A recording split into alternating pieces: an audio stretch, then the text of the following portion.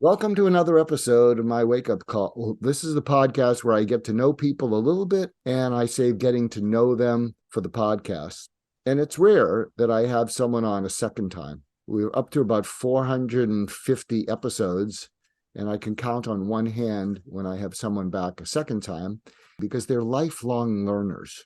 When I find out what they're up to since we last spoke, it blows me away. And that's why I'm excited to have Cameron Herold back. Let me tell you a little bit about him. The mastermind behind hundreds of companies' exponential growth, and he's earned his reputation as a business growth guru. He's built a dynamic consultancy with clients that include a monarchy and a big four wireless company. He's the author of 5 books, and his 6th book is The Second in Command, Unleash the Power of Your COO, which is about entrepreneurs and how they can unleash the power of their second in command. I'm so excited about this because, COOs often feel like the stepkids, like, what the heck am I doing here? And they don't stand up for themselves enough. They often feel like between a rock and a hard place, and they add so much value, but they're often between, the CEO who doesn't want to deal with things and says, take care of it. And you're more than a step and fetch it. And so we're going to find out all about that.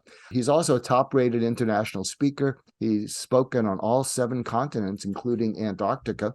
And he's the founder of the COO Alliance, the world's leading network for seconds in command. He also is the host of the Second in Command, the chief behind the Chief podcast, where he interviews CEOs and other seconds to share their insights with their listeners. So Cameron, good to have you back. Hey, Mark, thank you very much for having me. And I also really appreciated the time you gave me before the show. I don't know if your listeners know, but you kind of mentioned you're moving into this space as the world's greatest healthy conflict coach. And just, I'll tell you, in the 15 minutes that you spent with me has been extraordinarily impactful in my life and my relationship with my son. I really, really appreciate the nuggets you've already given me. So I really appreciate that. Well, it's my pleasure, and we'll do more offline. But with that in mind, using the word conflicts and how that applies to the job of COO, wax and wane on some of the most common conflicts that stymie them, and they're overcoming them. Yeah, so it's interesting. My experience and where I kind of decided to write the book called The Second in Command was I was the COO for a company called 1-800-GOT-JUNK. So Brian, who was the founder and CEO of 1-800-GOT-JUNK, he had a bit of an unfair advantage hiring me as his COO. He was my best friend. He'd been my best man at my wedding 3 months before I joined him. And we were in an EO forum together for 4.5 years, where he saw me grow 2 other companies before I started to work for him. So it's almost like he had a 4.5-year interview to know my skill set. And our trust was so strong and our friendship and relationship was so strong that day one, we kind of just joined hands and off we ran. And I think that gave us the unfair advantage because we were able to have good, healthy conflict. We'd already cried in front of each other before I started working for him. We'd already been open and vulnerable. We'd already given each other shit for stuff, personal and business, prior to me even working with him. So we already had a good, strong foundation of trust as friends and trust as business associates, that we were able to bring that into the workforce. And I've talked about it in the book, The Second in Command, how to develop that. But I just wanted to kind of underscore that as, maybe some of my foundational learnings.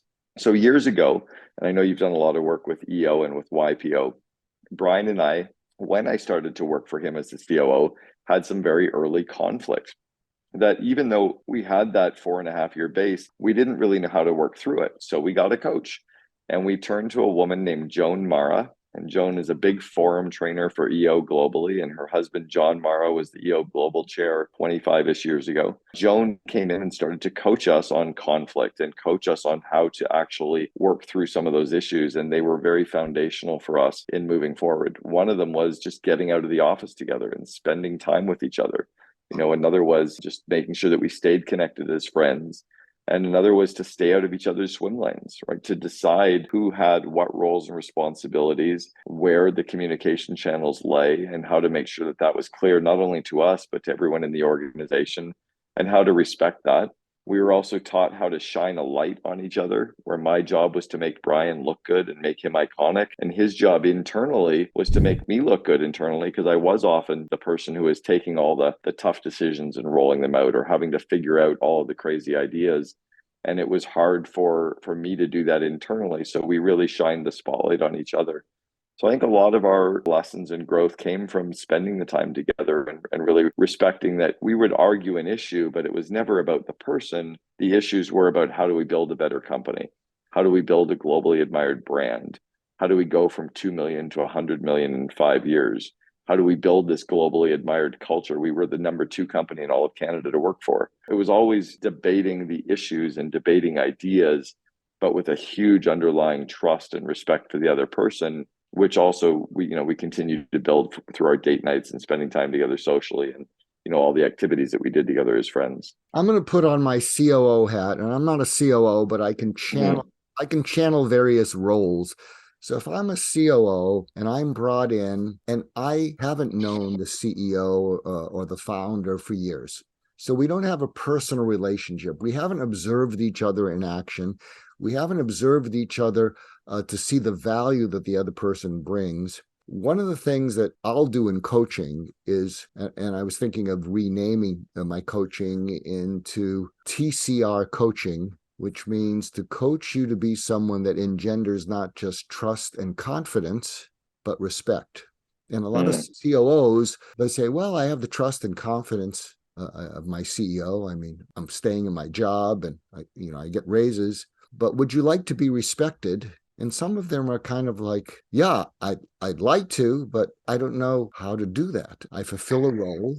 And yeah, I would like to feel respected because I'd feel more fulfilled as opposed to a well-paid and appreciated function. There's a lot of areas I could go with that. I think the first one that just keeps popping to mind is just continuing to live and exhibit the core values of the organization, and to also, in a way, flip the org chart upside down. So my job isn't to do stuff.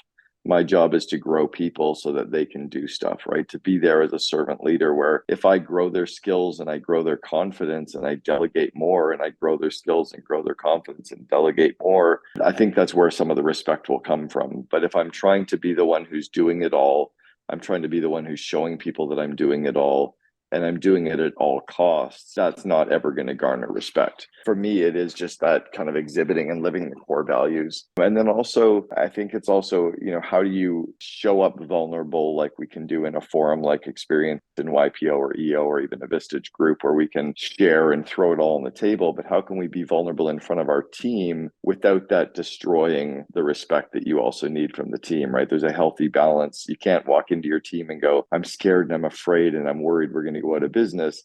That doesn't really bode well. Like there's kind of a time and a place for vulnerability, or there's vulnerability to a level, but that's where my head first went with that kind of comment, I guess. How unusual are you in the world of COOs? I'm pretty unusual. That's an interesting question. There was a Harvard article wrote 15 years ago by the guys who wrote the book Riding Shotgun. The article was called The Misunderstood Role of the COO, and they identified 7 distinct types of chief operating officers. When I came in at 1-800-GOT-JUNK, I kind of came in as the MVP and partner change agent. There was a lot of their 7 kind of definitions that I started to play. Where I'm unusual is I'm a very strong entrepreneurial DNA. My Colby profile is a 4393, which is a high quick start. My DISC profile, I'm a high D and a second high I. I have a 98 D, which is like I'm running 1,000 miles an hour and I can only see 90 feet in front of me. But because I learned entrepreneurship at a young age, I was groomed to be an entrepreneur. And then I was also in a franchising system where I learned systems. I think that allowed me to become that entrepreneurial COO. I would be a horrible COO in a large organization. I'd be a horrible COO in kind of a 1,000-person plus company. My zone of genius for COO is really the 20 people to 250 or 20 people to 500 employee range. But when you get into the matrix decision making and the real company politics and lots of maybe the international or high tech, I would probably start to fall. I'm very strong on the operations, execution, culture, building out teams, a lot of the things on people. That would be very strong. But yeah, I'm a very different DNA from most entrepreneurs, from most COOs. Most of this, and we talk about this even in the book, The Second in Command, We did profiles of all of our COO Alliance members, and we also profiled all of their CEOs. And most of the COOs are very high fact finders and follow throughs. They like to ask a lot of questions before they start working on projects, or they like to put a playbook or a system in place before they start the project. Most entrepreneurs start the project and we figure it out as we're going. And one of my mentors was Warren Bennis. I miss him because he was a great leader and beloved by people who were fortunate enough to be one of his mentors, Howard Schultz, David Gergen, other people like that. And I remember one of our discussions, we made a distinction between leaders and managers, and maybe it's the same distinction between CEOs and COOs. The distinction was leaders go where they're looking, managers look where they're going. I think there's something to be very true about that. I think all leaders today at the speed of growth that we're growing, if you're growing a slow organization, managers don't have to look where they're going. They just have to kind of execute. But I think today, if you're going to have a rapidly growing company, you need a leadership team that can also be strategic, that can also look into the future, that can also look for and see things coming. Because if you rely on just the CEO to be the only forward-looking person, I think you can be dead real fast. We doubled the size of 1-800-GOT-JUNK 6 years in a row. So when you're doubling the size of the organization, if there's only one person in charge of vision, you're probably in trouble. But one person needs to decide what the vision is. Other people can help figure out strategy. Other people can help then put the plans and the teams in place. But yes, I think that the COO definitely needs to be more on figuring out how are we going to get there, and the CEO needs to figure out where there is. To your COO audience, if I was listening to you and I'm part of the Alliance, I'm thinking this will work for you because you've got courage, you've got chutzpah, you have a different DNA than us. Can you help me if I'm a COO without your chutzpah and DNA, bridge the gap? Because I'd like to grow into you and being someone who my CEO really regards as second in command with all the trust, confidence, and respect of being that. So help me fill the gap between me and you if I'm just a regular COO. Sure. So one of the things I try to get them to understand is I'm not there as their peer. Right. I happen to have been a COO at one point, but the whole purpose of the COO Alliance is to give our members a forum to work with each other and help grow each other. So they're very much there to issue clear and problem solve with each other, to experience, share with each other. I'm kind of there as a facilitator to pull that community together and let them contribute. That's one part. The second part that I try to show them is that the COO needs to be kind of the one who tells the king that they're naked, like the emperor's new suit. We need to be the one who goes in and says privately.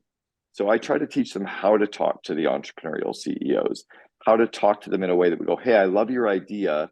Let me ask you a few questions about your idea so I understand it more, as a way to not have to start every idea that they hand to us right away, as a way to take the ideas out of their mind, because the CEO's hard drive, their brain is often full and they need to get rid of their ideas, but they don't want to necessarily start them all, even though that's kind of what they say to us. So I teach them how to take the ideas and how to understand the ideas, and then how to put them in a parking lot and revisit them every quarter. I also try to teach them that you don't need to have the chutzpah. You don't need to have the cult of leadership style. You can definitely be the more level 5 leader that Jim Collins talks about, where you're humble and you're focused, and it's that drive and it's the caring about people and trying to grow people. You don't need to have energy. I would say that probably 30% of the COOs in the COO Alliance, though, do have that kind of energy and enthusiasm because they are more outward facing of a COO. They might have sales and marketing and business development and partnerships reporting to them. And in some cases, the CEO do not have those areas. You know, you think about a Harley Finkelstein from Shopify, he makes me look boring, the COO, but he's outward facing, biz dev, sales, marketing, PR, pushing the whole Shopify brand forward. Tobias Luque is the engineering, very inward facing, very focused, very kind of analytical. So that's what's so misunderstood about the COO role, is there isn't really that one DNA to put us into a group. The one commonality we have, though, is we are second to the CEO, and we need to build that real yin and yang partnership with the CEO so that we can be great at the stuff that they suck at, and we can stay out of their way in the areas that they're really great at. That's the hard, challenging part. So unpack the yin and yang and facilitating it coming into existence so that it's not zero sum push pull. Give us how you interact with the CEO so that you develop that yin and yang. So it's really sitting, and I talk about this in the second command. If a CEO is hiring a COO, how do you know what to hire for? So the first way is to sit down and think about your business and all of the areas that report to you. And which areas do you love reporting to you? Which areas drain you of energy? Which areas do you have a lot of competency and confidence in overseeing? Which areas do you maybe feel a little bit insecure or nervous or faking it until you make it kind of? Which areas are you kind of, there's no way I would ever let anyone else run them, right? Those are like, they have to stay reporting to you. So that's the starting point. And then when you understand that basket of areas that drain you and you're not great at and you don't really want to run to you anyway, that can start to define what the person looks like who's going to come in and run those areas. The second is the behavioral traits that you need. You're not looking for someone just like you. You're looking for someone who loves those areas and has the behavioral traits to manage those areas on that side of the business that'll really complement you. So that kind of is the real kind of core starting point. And then I guess it's the CEO also realizing that they don't have to be good at all things. They have to try to free up more and more of their time so they can be great at those few things. That starting point that I think is critical. For the COO, it's similar. The COO has to look and say, are this basket of things that I get to oversee or I get to lead, are they the ones that are going to make me happiest? Are they the ones that I'm really, really good at? And are there any areas over here that the CEO has that I'm going to want to keep poking my nose into their space? As long as the answer is clear, then you've got a good starting point, I think, for that yin and yang. The second part is clarifying the communication channels internally, because there's going to be people internally that are used to going to the CEO for everything, where now they maybe have to go through the COO, or maybe they feel like, wow, I used to get to report to the CEO and now I have to report to the COO. Maybe that doesn't feel as good. Or maybe they're also the person who is really hoping to get that COO role and they didn't get it because they didn't have the skill set or the traits or the trust of the CEO. And now they feel like kind of being relegated to report in. So that's something to be very cognizant of as well. You toggle between smart and wise. I'm listening to your communication and how you communicate and what you communicate. And just like the COO and CEO don't integrate that often, but smartness and wisdom don't necessarily integrate. And I just wanted to give you that observation. Thank you. Something that I coach people on, whether they have a book or whether they have a speech, is, to me, what engages audiences. And so I'm going to ask you 3 questions and how you would answer it from your book or your experience.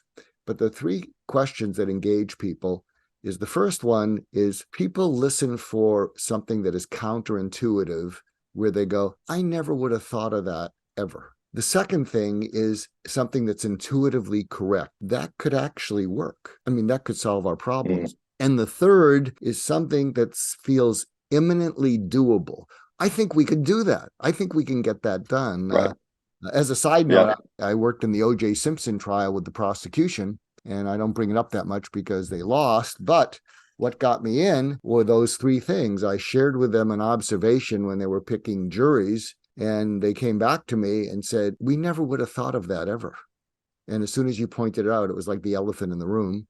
And the second is, that's going to be really important in our selecting a jury.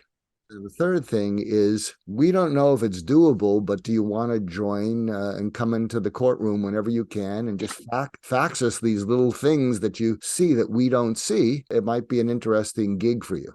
Which it was. But I think those 3 things, I try to make sure I come up with those when I'm doing a presentation or if I'm writing a book. Someone else shared with me something, so this may be for future books for both of us, but someone very wise said to me, you need to write your back cover first. The first thing you write is your back cover, because that's the promise that you deliver. And then you must re-engineer the back cover. Something I have not, because for me, I'm so into the book, and they say, so what do you want to say in the back cover? And it was a missed opportunity. And I thought it was really helpful. So if I do, it's insightful. Yeah. So I'm just sharing that with you, because even though some of my books, blew it. Yes, Yeah, I want to speak to those three things. Can I speak to those three things? please do. The first one was something that you wouldn't have necessarily thought about. Is that right? Right.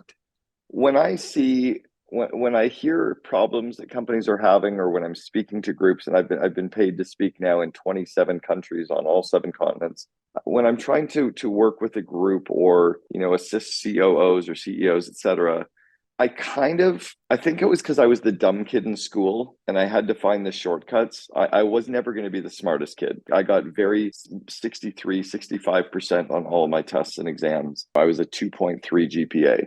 Some of it was because I was busy. Some was my ADD. Some of school just didn't work for me. But I had to find the shortcuts to get things done. So I often see companies working hard, and I see them like a fly banging their head on the window. They're going to keep working hard until they get out the window, and they don't get out the window. They all end up dead on the windowsill. And I end up seeing the door just to the right, that if they turn and go out the door, if they take the shortcut, they'd get outside. And I don't know why I see things that way, but I often just see things that way in business. So I'm often trying to, if I'm giving advice or suggestions, I'm trying to give them the shortcut, where they often go, oh, I didn't see it that way. It's not out of ego. It's just, I just see it differently, is one thing. And I think I've always approached business that way, which is one of the interesting things about all the companies that I've coached, is I don't know anything about their industry. I coached the CEO of Sprint, as an example, Marcelo Claret, and when he was doing the turnaround of Sprint and trying to get it ready to sell to T-Mobile, and I coached his COO, Jamie Jones, for 18 months. I know nothing about cell phone business. I know nothing about telecommunications. I know nothing about growing a company that's that big. One day, Marcelo said they had to cut OPEX by $4 billion. I was like, what am I doing here? Like, how am I even helping you? Well, it was because I saw their company from an entrepreneurial viewpoint, that they could take some of these ideas and do things in an entrepreneurial way, and that was helpful. The second one was, it was something about, I wrote down being obvious. The first thing is sharing something from the book or your experience where people would say, I never would have thought of that. So to summarize, what you were saying is the shortcut. One of my mentors, Warren Bennis, he gave me this quote that he borrowed from Saul Bellow, a playwright. And the quote was, which applies to you, is be a first-class noticer. Noticing is different than looking, watching, and seeing. When you look, watch, and see, you're an observer, you're passive. So you're a first-class noticer. Geez, I noticed the flies are all hitting the window and there's a door next to it. And why aren't they using the door? And it's just so obvious, but they don't know how to do that. That's what I hear. And do you know why? Yes, Do you please. know why I'm a first-class noticer? I'm a first-class noticer because I have 17 of the 18 signs of attention deficit disorder. So I notice everything. I'm so distracted because I notice everything. And in the medical community and school system told me I was a problem because they wanted me to focus. I'm like, I can't focus. There's so much to see. There's so much that I'm seeing. So I think that is a strength for me. It's a superpower, is I am a noticer of things, and I can focus for 15 or 20 minutes at a time, but then I get so overwhelmed with all the stuff that I'm seeing that I need to delegate it and show it to other people. There's a book, I don't remember the title, but you need to read it. And the essence of it is, are you a farmer or are you a hunter? And it talks about ADD, and it basically says ADD people are hunters. So they always have their eye on the environment, the dangers, and then they go after it. It's a wonderful book. I think it's called In a Different Voice or A Different Mind. And then they talk about farmers who can plant things and then they can wait for them to grow and then they harvest them. And the book came out as a way to build the self-esteem of people who have ADD, because a lot of people who have ADD have not managed to turn it into your life. And they beat up on them. Correct, because and the system beat up on us, right? When you're told for 18 years by your teachers and professors that there's something wrong with you, I don't even need to beat up on myself. They were doing it for me for 18 years. They're like, that's a hard thing to go through. I heard a quote the other day about cavemen, and they said the cavemen that survived were the ones that had ADD because they saw the tiger coming out from behind them and they were able to defend themselves. The people that were so focused on building the fire all died. I'm like, that's amazing. Maybe ADD is a superpower after all. Well, I'll share something with you because this is a conversation. One of my specialties when I was practicing as a psychiatrist is focused on suicide prevention, and none of my patients died by suicide. And I didn't know what the method is. I do know now. I actually gave it a name, surgical empathy. Surgical empathy is when people are highly suicidal, they form psychological adhesions to death to take the pain away. It's an adhesion. Worst comes to worst, I'll kill myself. And so surgical empathy is going into that adhesion and severing it by causing them to feel felt by you versus understood. But to your point, what would happen is researchers in depression and suicide would send me their kids. And I'd say, do you have any desire to figure out what I do so we could scale it? And they say, well, if it's not evidence-based and you don't have a control group, we can't look at it. I said, wait, you're doing research in this, and why don't you just send your kids to your clinic, UCLA? And they said, we don't have your track record, and I'm worried about my kid. It's unbelievable. And I'd say, send me your kid. But do you follow me? And what's interesting is I got a pass from them. In fact, I was just honored by the LA County Medical Association, along with Steve Kerr and Pfizer, for shedding a light on mental health issues. And it's because I was able to see things that they didn't see and connect people, especially parents, to their kids. And what happens is I get a pass. So if I was talking about something else, the medical society would not honor me. They marginalize me, but they say, well, none of his patients died, so he gets a pass. But we don't want to know what he does. Yeah. It's crazy. That was like when I first started coaching people, what gives you the accreditation to be a coach? This was back in, I guess in the early 90s, the International Federation of Coaches was starting and Coach U was starting. It's like, well, it was 1993 and I'd already coached 120 entrepreneurs and coaching wasn't even a thing in 1993. I'm like, I guess what gives me the accreditation is I've been doing it. Like Elon's brother was an employee of mine. I coached him. Like maybe I don't need a degree after all. So I don't know. I want to touch on those three things because you talked about one was something they wouldn't have seen. The second was something that's obvious to them, and the third is something that's doable. Is that right? The first is they never would have seen. The second is that could solve our problems in a unique way that we hadn't considered. So when I'm trying to teach people about surgical empathy, and they say, oh yeah, my kid, my suicidal kid, if you're unfortunate, is really dark because they just want the pain to go away, but they're scaring the hell out of me. Oh, they're attached to that because they want relief. Whereas what they're doing is scaring our whole family. So do you follow me? So, well, maybe give them something that they can attach to, which is more emotionally connecting than it is a logical solution. Oh, that makes sense. So what I would say to you is it sounds like it's hidden in plain sight. What doors that are just there waiting to be opened are you missing out on? In what ways are you doing the same things and expecting different results, the definition of insanity? And then the second thing would be something that as soon as they hear it, they say, I never would have thought of that. And that would work. That would solve this problem. Give us a taste of that. Yeah. So I guess the second one is I see all of these entrepreneurs joining organizations like EO and YPO and Vistage and Genius Network. And they're all members of these amazing organizations to grow themselves as CEOs. But the person building your business for you, or certainly with you, is your COO. Why don't we invest in their growth? Why don't you give them a network, give them a safe space, give them a place to talk about you're crazy, about they're crazy, about their team? So that's why I started the COO Alliance, and it's become like, oh, I get it. That's been obvious. And the other one is to grow the skill set of all these people. I was coaching a CEO, had 700 employees. I taught him one of the systems that's in my Invest in Your Leaders course. And he said, oh gosh, that's going to change the whole company. I'm like, no, it's going to change you. What will change the whole company is teaching all 700 people that system that I just taught you. That's what's going to get you the scale.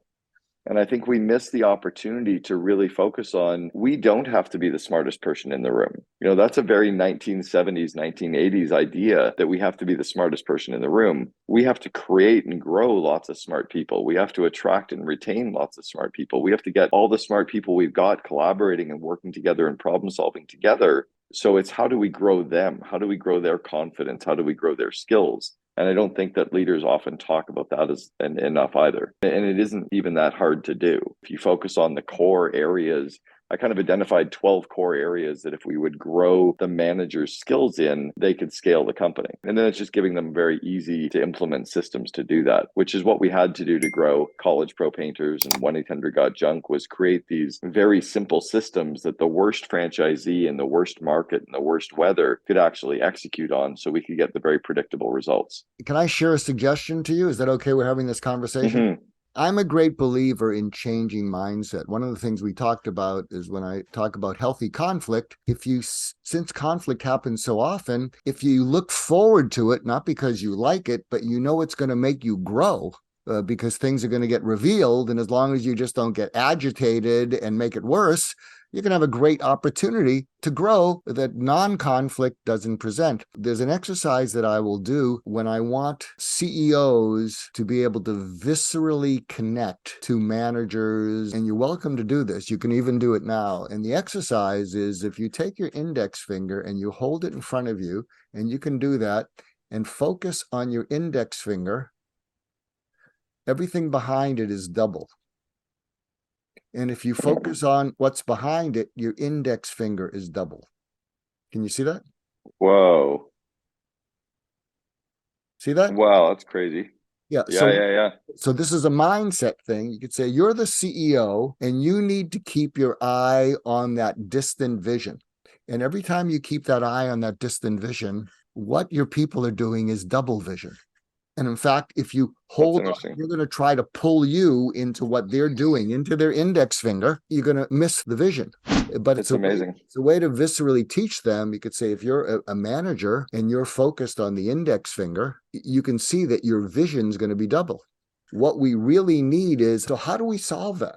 There are different points of view. Maybe that's why we need the COO. You know, it's funny. I started this Second in Command podcast, and at the same time, really, as I was starting the COO Alliance. And the reason for starting the podcast was twofold. I remembered calling my dad. My mom passed away 20 years ago. And I remember calling my dad about 6 years ago. And I asked him a question about when he and my mom were raising us as kids. And they were together their whole lives until I was 35. When my mom passed away, they were still married. I asked him a question that I thought any parent would have remembered. And my dad's like, I don't know. That was kind of your mom's area. I'm like, how do you not know? You were raising us as kids, but they did. They had her area, his area, and they kind of partnered as a way to kind of scale us. And then I thought about, in the business world, the CEO has their perspective of how a company is getting built, and the COO has a very different perspective. And it's kind of somewhere in between, or the combination of those things that has to happen. Don't you think something that helps CEOs to truly appreciate COOs is when something happens to the hubris of the CEO, like a big failure that wasn't the vision, it was something with the execution, and that they were humbled. It's a little bit why a second marriage may have a better chance than a first. Yep. Yeah, I think something happens with that when they fail. The adult controls the learning environment. And until somebody fails, they're often not ready to learn, right? It creates a gap that they're now ready to learn. But I think the other thing that happens in that CEO, COO around growth for the CEO is when the COO pulls them aside privately and maybe shows them something that's going wrong without embarrassing them. You can't tell the CEO in front of the board that you disagree, or they're being an idiot, or they're being stubborn, or they're doing something wrong. But if you do it privately, they'll be like, oh, because no one else is going to tell them the truth. And if you say, hey, I want to tell you something because I think it'll help the company, and you show them what happened in a safe place, they go, oh, you're right.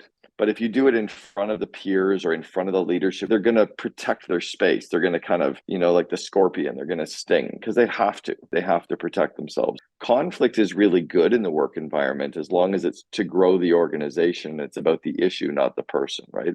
I think people need a model for handling conflict as well. Businesses need a conflict for handling. I have a marriage counselor that I've introduced to a bunch of CEOs and COOs to work to help the partnership. Her name is Dr. Patty Ann, and Patty Ann literally will do calls with them as if they're a husband and a wife.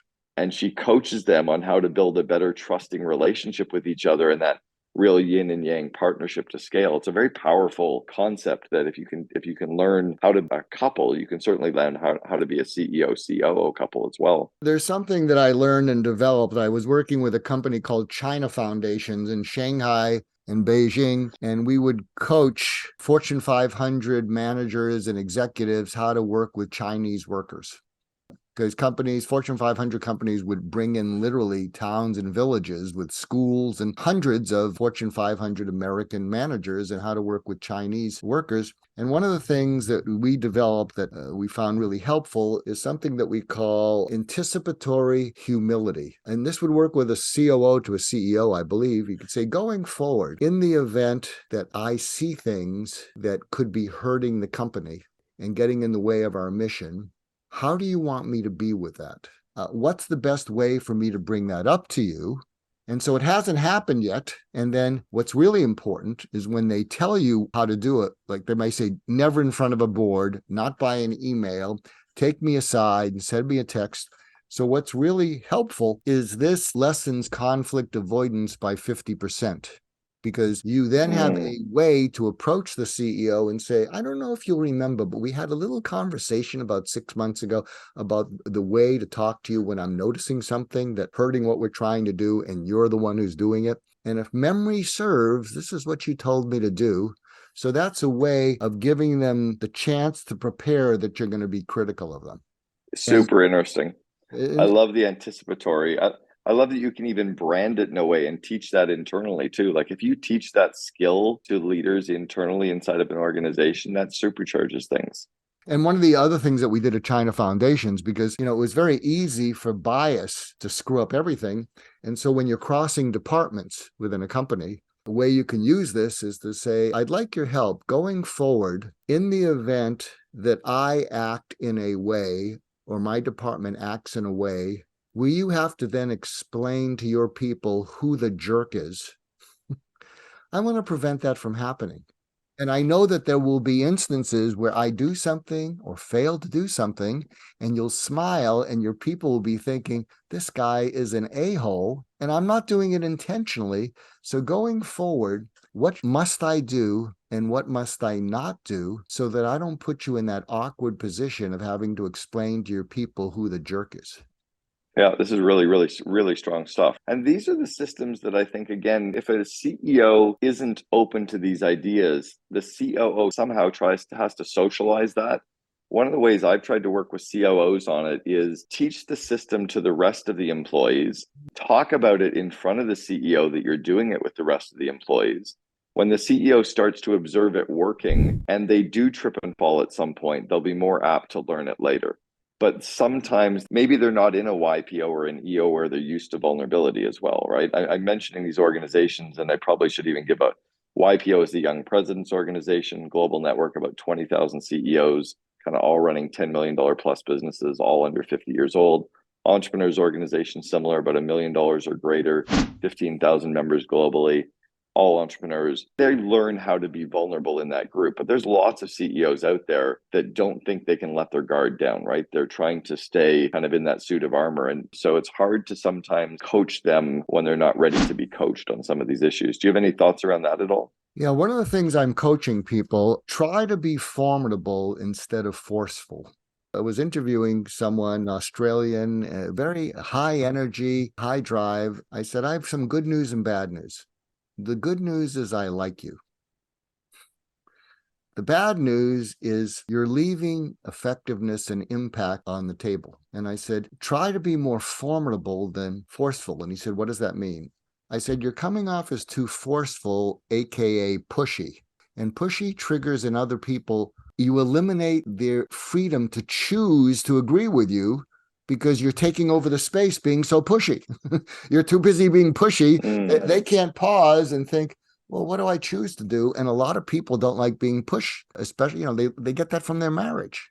Whereas formidable is you stand for something that's not personally ego gratifying, and you put a stake in the ground. And the stake in the ground could be, in the next 6 months, we have an opportunity to be a unicorn. That doesn't happen very often. And here's one of the reasons why we have the opportunity to be a unicorn.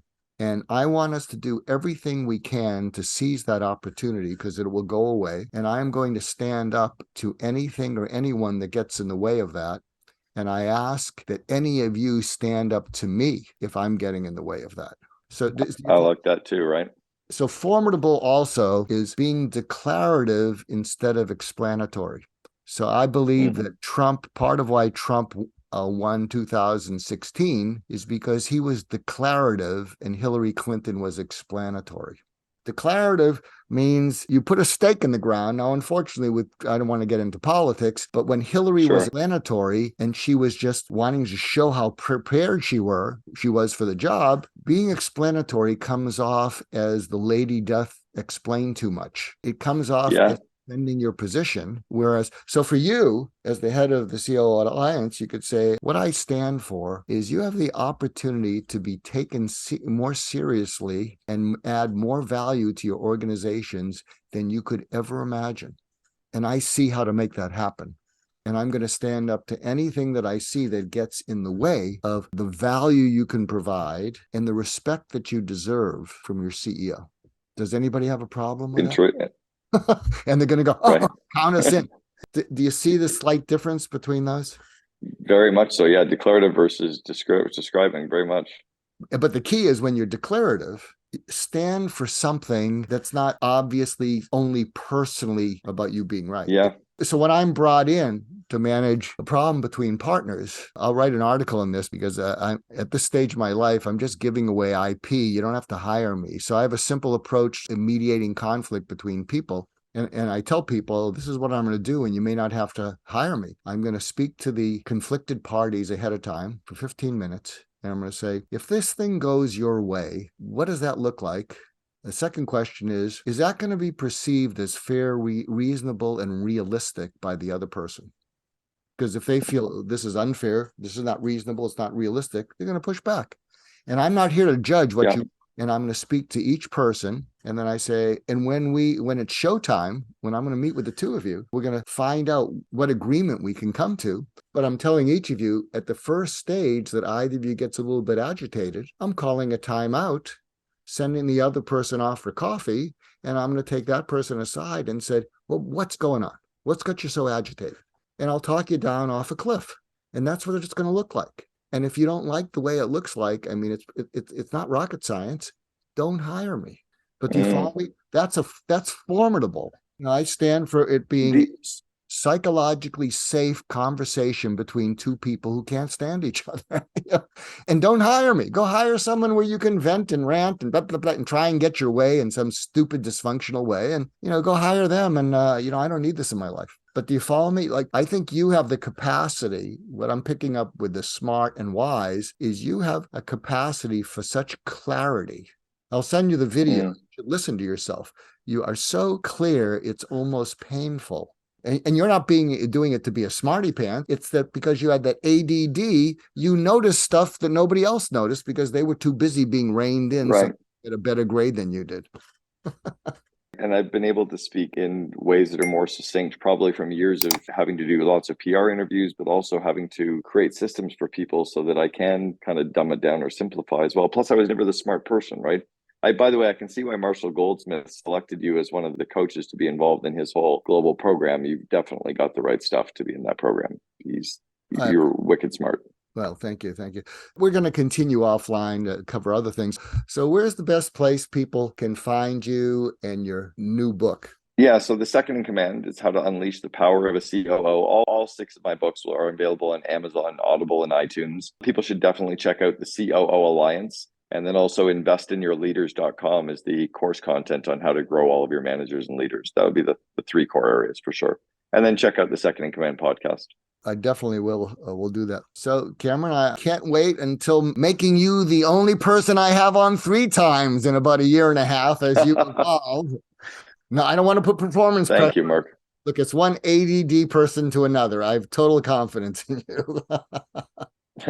Thank you. And I look forward to connecting offline as well about some of the stuff that you're working on as well related to depression and kids with that too. There's some cool stuff. We will definitely do that. And today was a masterclass. So thank you, Cameron. You're welcome, Mark. Thank you so much for having me. Really, really appreciative. As do I.